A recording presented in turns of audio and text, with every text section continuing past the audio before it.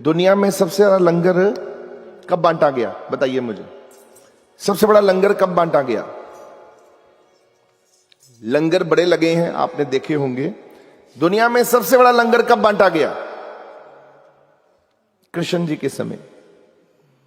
जब महाभारत का युद्ध समाप्त हुआ, भगवान कृष्ण ने पांडवों को आदेश किया कि आप लोगों को अश्वमेध यज्ञ करना होगा, क्योंकि आपके हाथों से बहुत लोगों का कत्ल हुआ है, मरे हैं युद्ध में, और क्योंकि आपको लंगर देना होगा सबसे पहले, पूरे हिंदुस्तान में लंगर की मुनादी कर दी गई, अर्थात एडवर्टाइजमेंट कर दी गई कि पूरे भारत के लोग लंगर में इकट्ठे हों। लंगर लगाने वाला कौन था? पांडव। और भगवान कृष्ण ने कहा कि जब तुम्हारा ये लंगर संपन्न होगा, और लंगर जब सब छक के जाएंगे भारतवासी पूरे, ऊपर आसमान में बिजली गड़केगी, और ऊपर से शंख बजेंगे, घंटियां बजेंगी, घड़ियाल बजेंगे, और तुम्हारा परवान होगा लंगर, तुम्हें राहत मिलेगी। युद्ध में तुमने जो कत्ल किए हैं उससे तुमको छुटकारा मिलेगा। लंगर बांटना है, चलो हो जाओ शुरू। अब लंगर बांटना आरंभ हुआ। पूरे हिंदुस्तान के लोगों को इकट्ठा किया गया लंगर में। दूर दूर से लोग आए, लंगर खाते गए। एक दिन नहीं चला ये भंडारा, एक दिन का नहीं था। इस भंडारे को खिलाने के लिए पूरा साल चाहिए था, पर लगा कितना? 1.25 साल। 1 साल से ऊपर समा जा चुका था, लंगर खत्म ही नहीं हो रहा था। लंगर इतना लगाया हुआ था कि एक समय पर हजारों लोग लंगर खाते थे। अब जैसे दूर से कोई आया, अब दूर से आके रहेगा भी, ये तो नहीं कि लंगर खा के वापस चला जाएगा, उसके रहने की सुविधा भी दी जाएगी। और वो 3 वक्त का लंगर खाएगा, 4 वक्त का खाएगा। उसकी इच्छा है कि मैं 2 दिन लंगर खाऊंगा। ऐसा नहीं था कानून कि आप सुबह खाओगे बाद में नहीं खाने देंगे आपको। आपकी इच्छा, स्वयं इच्छा से आओ, स्वयं इच्छा से जाओ। तो कई बंदे जो पहले चलते थे घोड़ों में, यात्राओं में, तो वो जब जाते थे दूर दूर से आएंगे तो कितने दिन रहेंगे लंगर के लिए? अगर आप तीर्थ जाओगे तो कितने दिन रहोगे? माता रानी पे जाते हो तो कितने दिन रहते हो? हेमकुंड साहब जाते हो तो 1 रात हेमकुंड में गुजारते हो कि नहीं गुजारते? आप किसी तीर्थ पे जाते हो तो 1 रात या 2 रात गुजारते हो कि नहीं गुजारते?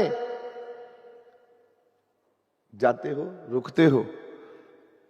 वो दूर से आए हैं। उस वक्त कोई जहाजों का साधन प्रसादन नहीं था। घोड़ों पे कोई आता है, कोई उस पे आ रहा है, तो रुके लोग रुके।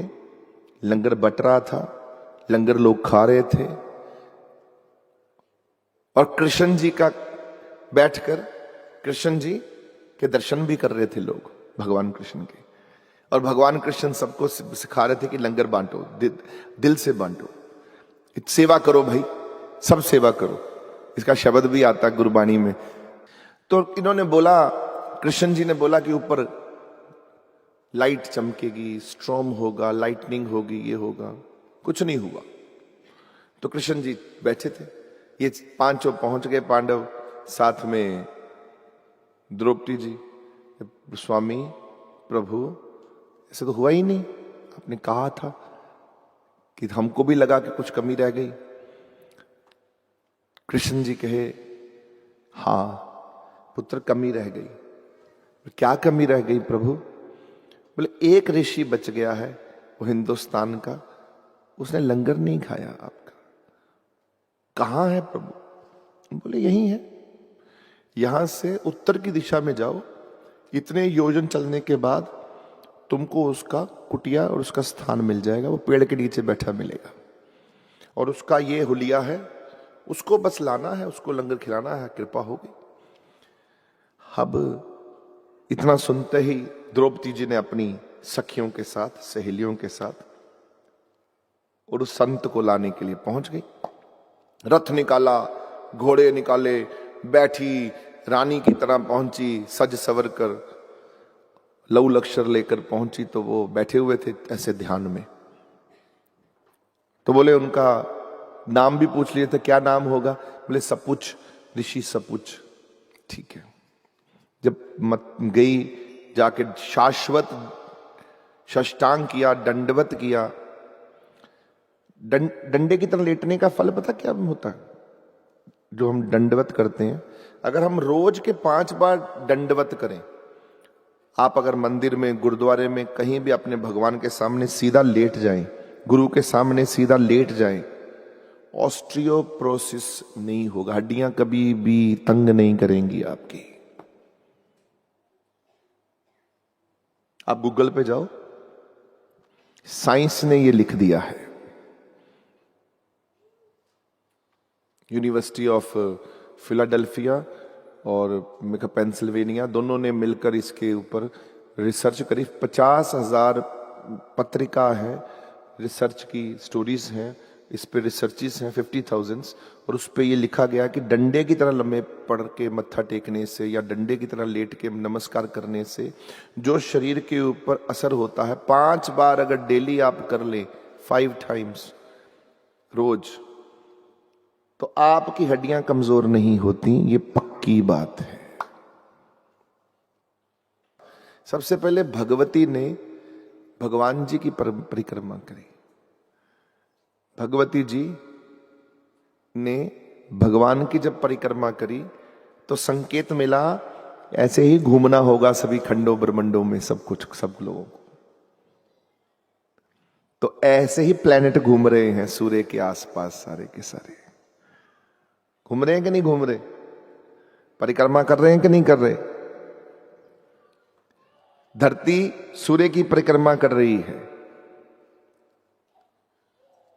और कितनी बार परिक्रमा हो चुकी है?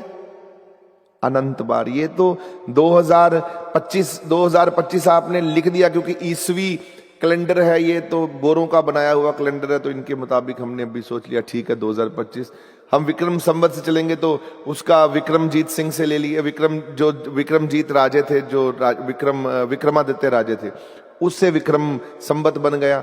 ये तो अनंत काल से चल रहा है। और गुरु नानक देव जी महाराज ने पुष्टि कर दी है, गुरुबाणी में, शास्त्रों ने पुष्टि कर दी, वेदों में कर दिया। उनका तिथवार ना जोगी जाने, रुतमा ना कोई, जा करतार सृष्टि को साजे आपे जाने। अरे कोई जानता ही नहीं है कब बनी ये पृथ्वी। अरबद नरबद तंदुकारा, गगन न तरम हुक्म पारा, ना दिन रैन न चंद्र न सूरज, सुनने सुन रहावणिया। कुछ नहीं होता था, केवल भगवान थे और भगवती जी थे, बस और कुछ नहीं था। भगवान जी थे और भगवती जी थे। भगवान जी और भगवती जी ने पूरी दुनिया बना के रख दी। यही है सत्य। अरबद नरबद तंदुकारा। तो ये संसार जो है, आप लोगों को समझने के लिए आपको जुड़ना है, कनेक्शन में जाना है। प्रभु, हम भी संसार का हिस्से हैं, आप भी हिस्सेदारी में हो। You are the part of this whole universe.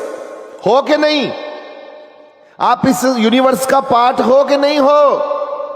इतने रंचक मात्र हो, चाहे थोड़ा सा पार्टिसिपेशन है, पर you are the part of this, you belong to this whole universe.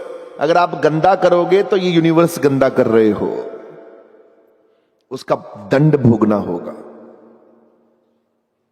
पूरे यूनिवर्स में उसका आपके प्रति कुछ भी जाता है तो पूरे यूनिवर्स में आपकी तरफ ऐसे ध्यान होता। आपको क्या लगता, प्लेनेट आपको देख नहीं रहे क्या?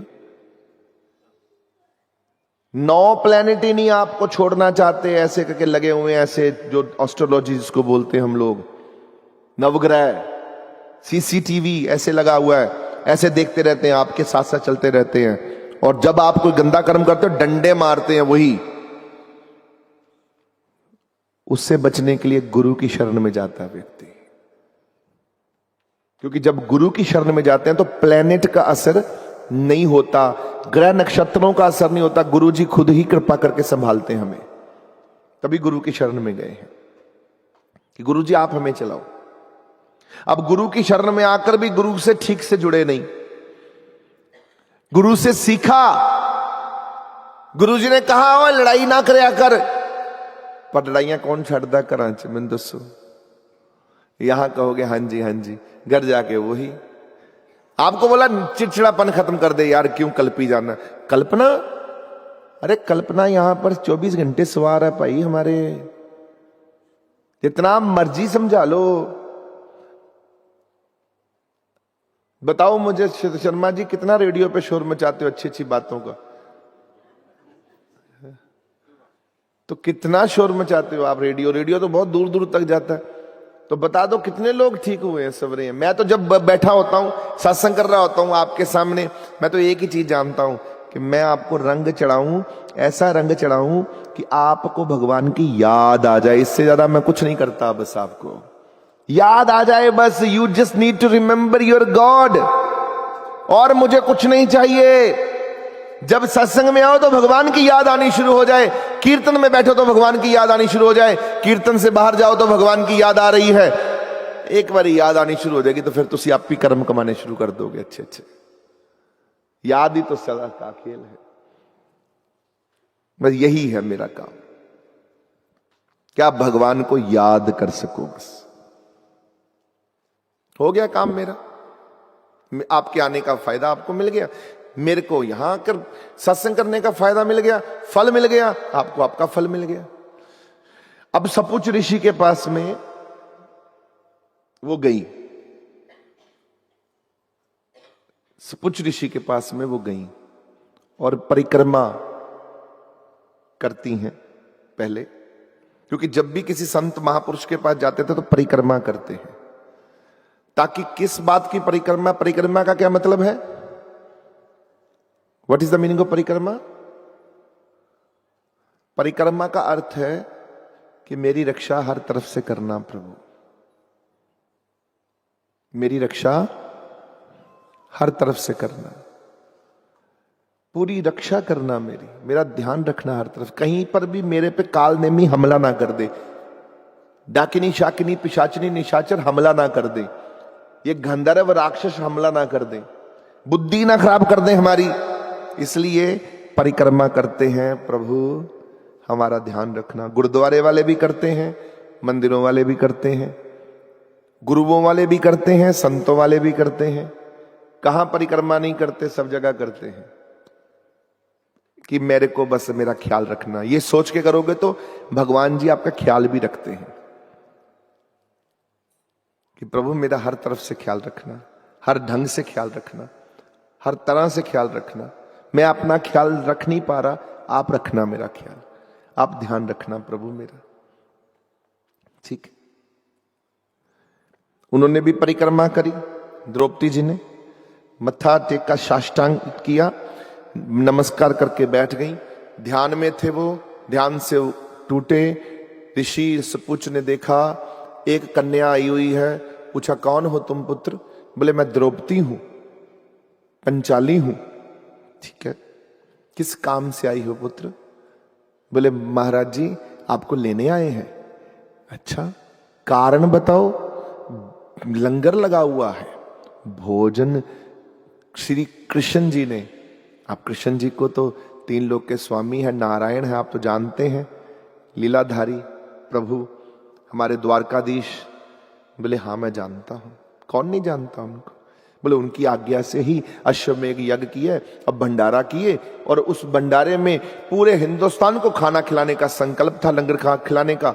अच्छा, तो प्रभु आप नहीं आए तो आपको लेने के लिए भेज दिए।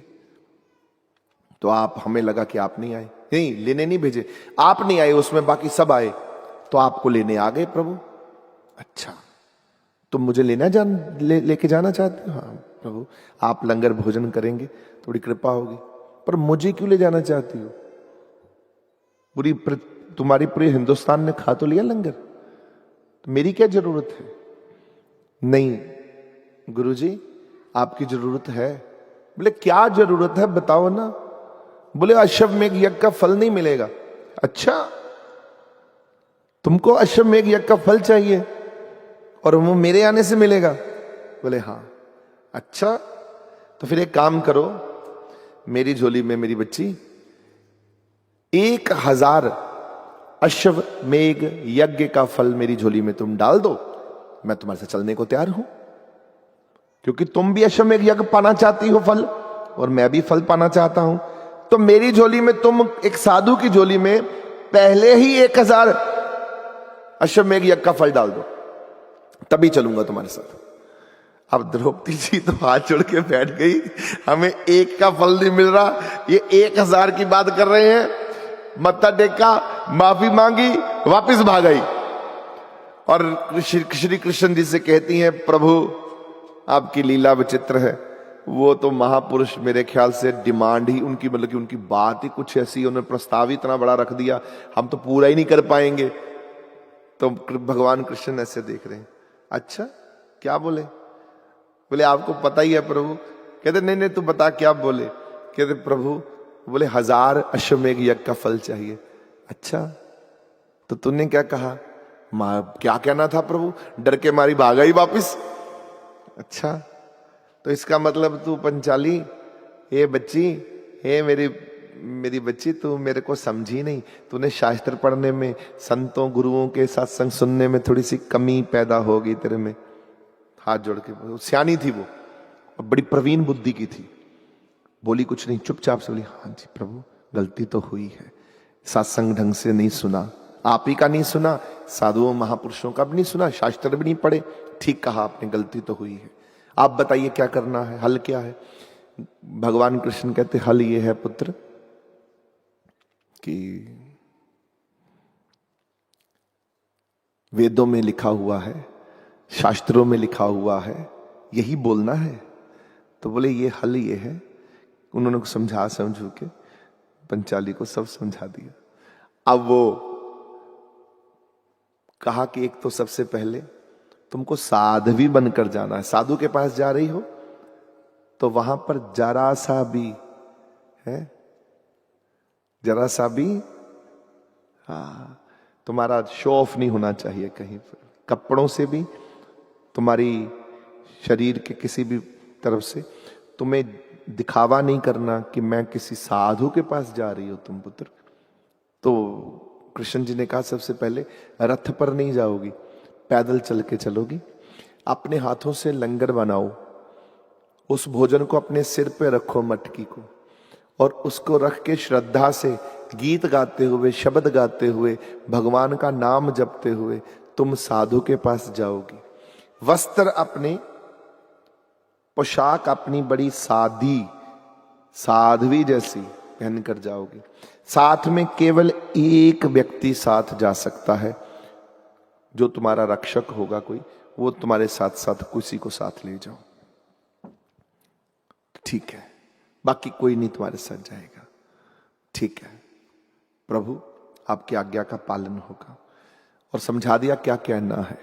जब द्रौपदी जी पहुंची, नाम जपती हुई, शब्द गाती हुई और सिर पे मटकी रखी हुई लंगर की, और जैसे जैसे समझाया था भगवान ने वैसे जाकर मत्था टेका, हाथ जोड़कर बैठी। अब फिर से पहले परिक्रमा की बैठी, देखा कि गुरुजी जब आंख खोले, तो गुरुजी ने आंख खोली जब अपनी समाधि से बाहर निकले, देखा बच्चे तुम फिर आ गई। पर अब देखा, अब ये वो बच्ची बदली हुई है, हाथ जोड़ के बैठी थी। गलती हो गई गुरुजी, आप के लिए गलती हो गई, माफ करिए। अच्छा क्या गलती हो गई? बोली आपने कहा था कि 1000 अश्वमेघ यज्ञ का फल चाहिए, तो मैं उठ के वापस भाग गई डर के मारी, पता ही नहीं था। अच्छा आज लेकर आई हो फल? बोले हाँ लेकर आई हो ना। बोलो कहाँ है वो फल? बोले शास्त्रों में लिखा है और भगवान कृष्ण ने मुझे समझाया अच्छे से, और वेदों में भी लिखा है कि जो संत की शरण में, चरण शरण गुरु एक पेंडा जाए चल, एक कदम जो गुरु की तरफ, किसी संत की तरफ भगवान का नाम लेते गीत गाते हुए चलता है प्राणी, तो एक एक कदम चलते हुए उसको एक एक कदम पे एक एक अश्वमेघ यज्ञ का फल प्राप्त होता है। गुरुजी ऐसे बैठे हुए मुस्कुरा पड़े, अच्छा सिखाया 3 लोक के स्वामी ने तुमको, है? अब क्या चाहती हो?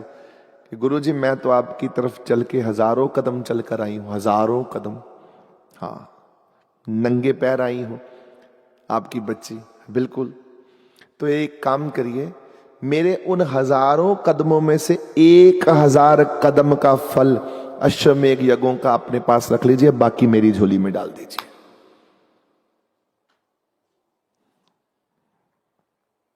देखो, साधु से मांगना हो तो ये है, साधु से मांगने का तभी वो झोली भर देगा।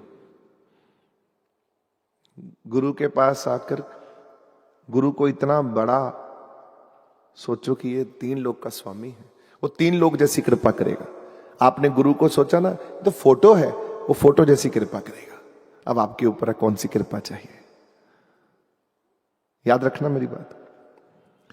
अगर आपने सोचा ये वो 3 लोक के स्वामी जैसी कृपा करेगा, वहां पर आपकी सोच में ही ऐसी ताकत होती है।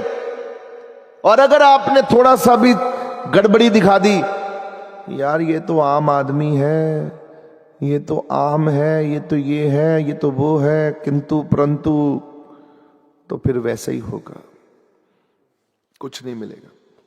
वापस रह जा, ताम झाम उठा और भाग जा।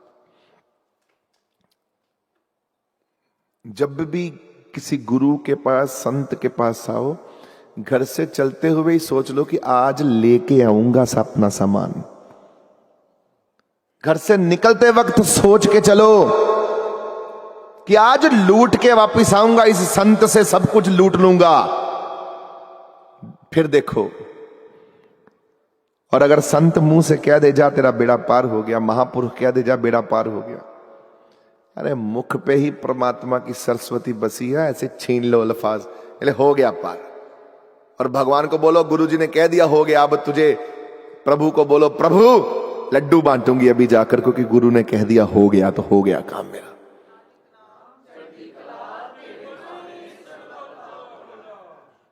लेना भी नहीं आता हमको।